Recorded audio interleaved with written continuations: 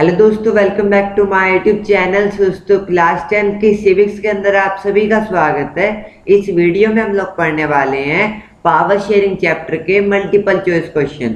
दोस्तों, मैंने आप लोगों के लिए पावर शेयरिंग चैप्टर से 15 most important multiple choice question लिए हैं, जो कि आपके एग्जाम पॉइंट ऑफ व्यू से वेरी वेरी इंपॉर्टेंट है। दोस्तों, वीडियो को पूरी देख लेना ताकि आपके most of the MCQ clear हो जाएं, यानी इसी वीडियो में मोस्ट ऑफ द एमसीक्यू आपके कवर हो जाएं, आपको पूरे चैप्टर पढ़ने की जरूरत ना पड़े। ओके दोस्तों, तो क्वेश्चन 1 हमारे पास आता है, जो कि है Belgium shares border with the France, Netherlands, Germany and dash. दोस्तों, जो सा बेल्जियम है वो अपना बॉर्डर किन किन कंट्रीज के साथ शेयर करता है वो हमें बताना है। तो 3 कंट्रीज का नाम हमें क्वेश्चन में गिवन है, जो कि है फ्रांस, नीदरलैंड, जर्मनी। हमें चौथी कंट्री का नाम बताना है जिसके साथ बेल्जियम अपना बॉर्डर शेयर करता है। तो ऑप्शंस पढ़ते हैं। A option England, B option Norway, C option Luxembourg या डी ऑप्शन इटाली। तो इसका करेक्ट आंसर है सी, यानी लग्जमबर्ग। जो बेल्जियम है वो अपना बॉर्डर फ्रांस, नीदरलैंड, जर्मनी और लग्जमबर्ग इन 4 कंट्रीज के साथ शेयर करता है। ओके दोस्तों, अब हम चलते हैं क्वेश्चन नंबर 2 की तरफ, जो कि हमारे पास आता है in the capital city Brussels 80% people speak dash. So दोस्तों, जो सी बेल्जियम की कैपिटल सिटी ब्रुसेल्स थी उसके अंदर 80% लोग किस लैंग्वेज को बोलते थे। तो 4 ऑप्शन दे रखे हैं, बिना देरी के शुरू करते हैं। तो A option French language, B option Dutch language, C option German language या डी ऑप्शन इंग्लिश लैंग्वेज। तो इसका करेक्ट आंसर है ए, यानी फ्रेंच लैंग्वेज। जो बेल्जियम की कैपिटल सिटी ब्रुसेल्स थी उसके अंदर 80% लोग फ्रेंच लैंग्वेज को बोलते थे। ओके दोस्तों, अब हम चलते हैं क्वेश्चन नंबर 3 की तरफ, जो कि हमारे पास आता है 20% of the people Brussels speak dash. So दोस्तों, जो सी बेल्जियम की कैपिटल सिटी ब्रुसेल्स थी उसके अंदर 20% लोग किस लैंग्वेज को बोलते थे। तो 4 ऑप्शन दे रखे हैं, बिना देरी के शुरू करते हैं। तो A option Dutch language, B option English language, C option German language या डी ऑप्शन इटालियन लैंग्वेज। तो इसका करेक्ट आंसर है ए, यानी डच लैंग्वेज। जो बेल्जियम की कैपिटल सिटी ब्रुसेल्स थी उसके अंदर 20% लोग डच लैंग्वेज बोलते थे और 80% लोग फ्रेंच लैंग्वेज बोलते थे।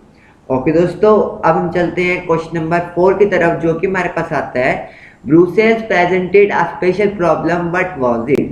सो बेल्जियम की कैपिटल सिटी ब्रुसेल्स थी उसके अंदर एक स्पेशल प्रॉब्लम थी। अब वो प्रॉब्लम क्या थी वो हमें बतानी है। तो ऑप्शंस पढ़ते हैं। A option Dutch speaking people constitute a minority in the country but majority in the capital. दोस्तों, जो से डच स्पीकिंग लोग थे वो कैपिटल के अंदर तो मेजॉरिटी में थे लेकिन कंट्री के अंदर माइनॉरिटी में थे। B option Dutch speaking people constitute a majority in the country but a minority in the capital. ये आंसर करेक्ट है, क्योंकि जोन से डच स्पीकिंग लोग थे वो कंट्री के अंदर तो मेजॉरिटी में थे लेकिन कैपिटल के अंदर माइनॉरिटी में थे। तो B option is the correct answer. तो हमें आंसर मिल चुका है, तो हमें नेक्स्ट ऑप्शन पढ़ने की जरूरत भी नहीं है। तो हमारा करेक्ट आंसर है बी, यानी डच स्पीकिंग लोग जो कि कंट्री के अंदर मेजॉरिटी में थे लेकिन कैपिटल के अंदर माइनॉरिटी में थे। ओके दोस्तों, अब हम चलते हैं क्वेश्चन नंबर 5 की तरफ, जो कि हमारे पास आता है what percentage of Sri Lankan population is Tamil speaking.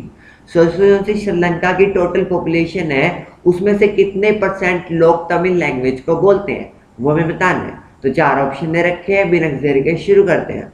तो A option 50%, B option 20%, C option 18% या डी ऑप्शन 16%। तो इसका करेक्ट आंसर है सी, यानी 18%। श्रीलंका की टोटल पॉपुलेशन के 18% लोग तमिल लैंग्वेज को बोलते हैं। ओके दोस्तों, अब हम चलते हैं क्वेश्चन नंबर 6 की तरफ, जो कि हमारे पास आता है the people whose forefather came from India to Sri Lanka as plantation worker during colonial period are called dash. दोस्तों, जब कॉलोनियल पीरियड चल रहा था तब कुछ फार्मर इंडिया से श्रीलंका गए प्लांटेशन करने के लिए। तो उन फार्मर्स को श्रीलंका के अंदर क्या कहा जाता है वो हमें बताना है। तो 4 ऑप्शन दे रखे हैं, बिना देरी के शुरू करते हैं। तो ए ऑप्शन श्रीलंकन तमिल्स कहा जाता है, बी ऑप्शन इंडियन तमिल्स कहा जाता है, सी ऑप्शन तमिल इंडियंस कहा जाता है या डी ऑप्शन इंडियन श्रीलंका कहा जाता है। तो इसका करेक्ट आंसर है बी, यानी इंडियन तमिल्स। जो फार्मर्स इंडिया से श्रीलंका गए कॉलोनियल पीरियड के दौरान प्लांटेशन करने के लिए, उनको कहा जाता है इंडियन तमिल्स। ओके दोस्तों, अब हम चलते हैं क्वेश्चन नंबर 7 की तरफ, जो कि हमारे पास आता है most of the Sinhala speaking people in Sri Lanka are dash. जो सा श्रीलंका है उसमें जो से सिनाला बोलने वाले लोग हैं वो ज़्यादातर किस धर्म के हैं वो हमें बताना है। तो 4 ऑप्शन दे रखे हैं, बिना देरी के शुरू करते हैं। तो ए ऑप्शन हिंदू धर्म के हैं, बी ऑप्शन क्रिश्चियन धर्म के हैं, सी ऑप्शन मुस्लिम धर्म के हैं, या डी ऑप्शन बुद्ध धर्म के हैं। तो इसका करेक्ट आंसर है डी, यानी बुद्धिस्ट। जो उनसे सिनाला स्पीकिंग लोग हैं श्रीलंका के अंदर वो ज़्यादातर बुद्ध धर्म के हैं, यानी बुद्ध धर्म को मानते हैं। ओके दोस्तों, अब हम चलते हैं क्वेश्चन नंबर 8 की तरफ, जो कि हमारे पास आता है When did Sri Lanka emerge as an independent country? कि कब श्रीलंका एक इंडिपेंडेंट कंट्री बना वो हमें बताना है। तो ऑप्शंस पढ़ते हैं। ए ऑप्शन 1949 के अंदर, बी ऑप्शन 1950 के अंदर, सी ऑप्शन 1948 के अंदर, या डी ऑप्शन 1951 के अंदर। तो इसका करेक्ट आंसर है सी, यानी 1948 के अंदर श्रीलंका एक इंडिपेंडेंट कंट्री बना। ओके दोस्तों, अब हम चलते हैं क्वेश्चन नंबर 9 की तरफ, जो कि हमारे पास आता है in dash an act was pass to recognize Sinhala as the only official language thus disregarding Tamil. दोस्तों एक एक्ट पास हुआ था जिसके अंदर सिनाला लैंग्वेज को श्रीलंका की ऑफिशियल लैंग्वेज बनाया गया था। तो वो जो सा एक्ट पास हुआ था वो कब पास हुआ था वो हमें बताना है। तो 4 ऑप्शन दे रखे हैं, बिना देरी के शुरू करते हैं। तो ए ऑप्शन 1956 के अंदर, बी ऑप्शन 1957 के अंदर, सी ऑप्शन 1958 के अंदर, या डी ऑप्शन 1959 के अंदर। तो इसका करेक्ट आंसर है ए, यानी 1956 के अंदर। 1956 के अंदर एक एक्ट पास हुआ था जिसके अंदर सिनाला लैंग्वेज को श्रीलंका की ऑफिशियल लैंग्वेज बनाया गया था।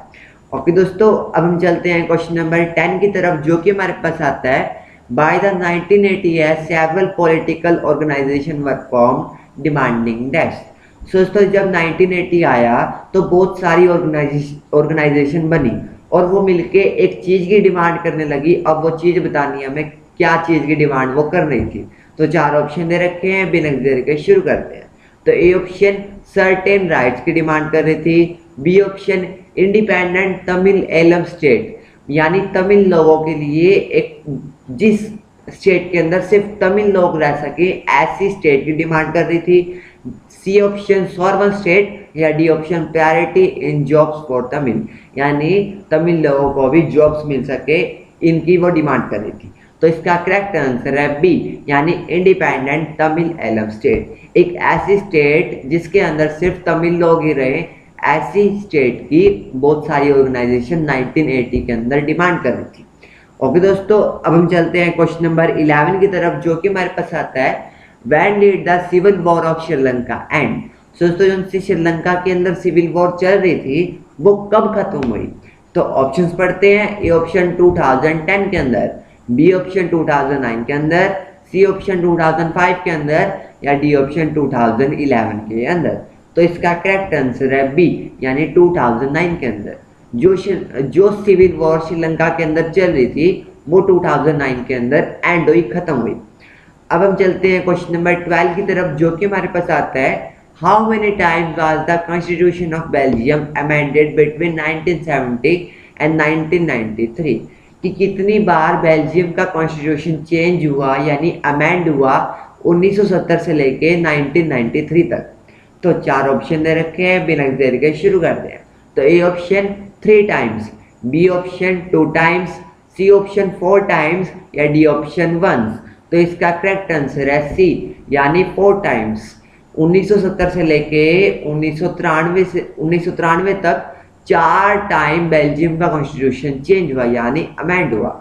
ओके दोस्तों, अब हम चलते हैं क्वेश्चन नंबर 13 की तरफ, जो कि हमारे पास आता है the constitution of Belgium prescribe that the number of Dutch and French speaking minister dash in the central government. दोस्तों ये क्वेश्चन थोड़ा अलग है तो इस क्वेश्चन को हम कट करते हैं क्योंकि इस क्वेश्चन का आंसर थोड़ा गलत है, तो इस क्वेश्चन को हम कट करते हैं। मैं अगली वीडियो में इस क्वेश्चन को कवर कर दूंगा। ओके दोस्तों, क्वेश्चन नंबर 14 हमारे पास आता है, जो कि है the community government is elected by people belonging to one language community, Dutch, French and German speaking. What power does it hold? So दोस्तों जो सी कम्युनिटी गवर्नमेंट बेल्जियम के अंदर बनी थी, जिसके अंदर डच, फ्रेंच और जर्मन स्पीकिंग इन तीनों ग्रुप की कम्युनिटी ने मिलकर वोट डाली थी, तो जो सी गवर्नमेंट बनी थी उस गवर्नमेंट के पास किन चीजों से रिलेटेड पावर थी वो हमें बतानी है। तो चार ऑप्शन दे रखे हैं, बिना देर के शुरू करते हैं। तो A option cultural, education and language related issue, यानी कल्चरल, एजुकेशन से रिलेटेड, लैंग्वेज से रिलेटेड इन इशू के ऊपर लॉ बनाने की कम्युनिटी गवर्नमेंट को पावर थी। B option political issue, C option defence related issue या D option all of the above. तो इसका करेक्ट आंसर है ए, यानी cultural, educational and language related issue. इन तीन सब्जेक्ट पे कम्युनिटी गवर्नमेंट को लॉ बनाने की पावर होती है। ओके दोस्तों, अब हम चलते हैं लास्ट क्वेश्चन की तरफ, यानी 15 क्वेश्चन की तरफ, जो कि हमारे पास आता है give reason as why power sharing can be good for a country. So दोस्तों कोई रीजन बताइए कि क्यों पावर शेयरिंग अच्छी है किसी भी कंट्री के लिए। तो चार ऑप्शन दे रखे हैं, बिना देरी के शुरू करते हैं। तो A option it help to reduce possibility of conflict between social groups. So दोस्तों ये हेल्प करती है कि कन्फ्लिक्ट ना होए किसी भी सोशल ग्रुप के बीच में। B option is a good way to ensure stability of political order, तो एक अच्छा वे है कि पॉलिटिकल ऑर्डर को स्टेबल किया जाए। या C option it does not lead to confusion in managing the state, ये कोई कंफ्यूजन पैदा नहीं करती जब हम कोई भी स्टेट का मैनेजिंग काम करते हैं।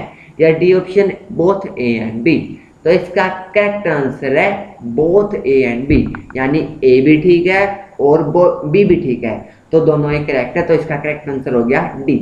ओके दोस्तों, तो ये था क्वेश्चंस जो कि आपके एग्जाम पॉइंट ऑफ व्यू से बहुत ज़्यादा इंपॉर्टेंट थे। उम्मीद आपको अच्छे लगे होंगे और मेरी मेहनत भी अच्छी लगी होगी। अगर अच्छी लगी हो प्लीज़ अभी चैनल को सब्सक्राइब कर देना और लाइक कर देना, और कोई भी डाउट हो तो मुझे कमेंट कर देना, मैं उसका रिप्लाई कर दूंगा। तब तक के लिए मिलते हैं नेक्स्ट वीडियो के अंदर। जय हिंद, जय भारत।